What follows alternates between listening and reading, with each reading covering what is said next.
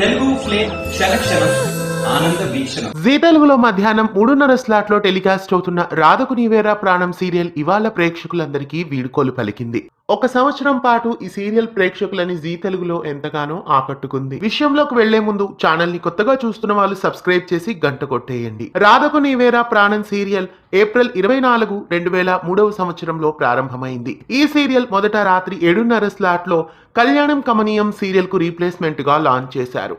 నిరుపం పరిటాల, చైత్ర, గోమతి ప్రియ, Anusri, baby Chaitra, రక్ష, అనిల, కుమ్రాని శ్రీదేవి, శ్రీనివాస్ రెడ్డి, నాగతేజ్, రామ్ సాత్విక్, రాగిణి, అభిరామ్, కళ్యాణ్ చక్రవర్తి తదితరులు ఈ సీరియల్లో నటించారు. ప్రారంభంలోనే సీరియల్ కి ఆదరణ తక్కువగా ఉండడం వలన కొన్ని ఎపిసోడ్స్ కే సీరియల్ టైమింగ్స్ ని మార్చేసి మధ్యాహ్నం 3 గంటల స్లాట్ కి షిఫ్ట్ చేశారు. మావారు మాస్టర్ సీరియల్ రాకతో సీరియల్ టైమింగ్స్ ని చేంజ్ చేసి మధ్యాహ్నం 3 గంటల స్లాట్ కి షిఫ్ట్ చేశారు. ఆ తదుపరి మధ్యాహ్నం 3:30 స్లాట్ లో సీరియల్ ను మార్చారు.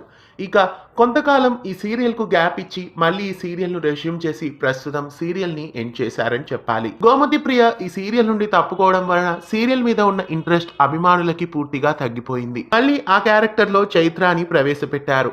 ప్రస్తుతం సమస్యలన్నీ తొలగిపోయి పల్లవి రూపంలో ఉన్నది రాధిక అన్న విషయం తెలిసిపోతుంది. తన దగ్గర ఉన్నది నకిలీ కూతురు అని, సొంత కూతురు ఎవరు అన్న విషయం కూడా చివరికి తెలిసిపోతుంది. సకల కూడా తను చేసిన తప్పులన్నీ కార్తిక్ ముందు ఒప్పుకుంటుంది. అలా ఈ సీరియల్ కథని ఇవాళ సుఖాంతం చేశారు. మిగతా సీరియల్స్ తో పోలిస్తే ఈ సీరియల్ ని ఒక రకంగా ఎండ్ చేశారనే చెప్పాలి. మరీ దారుణంగా సీరియల్ ని క్లోజ్ చేయకుండా కథ అంతా చుట్టేసే ఎండ్ చేశారని చెప్పుకోవాలి. 309వ ఎపిసోడ్ తో రాధకు నీవేరా ప్రాణం సీరియల్ మే 4, 2024 అంటే ఈ రోజున విజయవంతంగా ముగిసిందని చెప్పాలి. రాధకు నీవేరా ప్రాణం సీరియల్ క్లైమాక్స్ కి 5కి గాను మీరెంత రేట్ చేస్తారో కామెంట్స్ లో నమోదు చేయండి. రాధకు నీవేరా ప్రాణం సీరియల్ ఎండ్ కావడం మీకెలా అనిపిస్తోంది?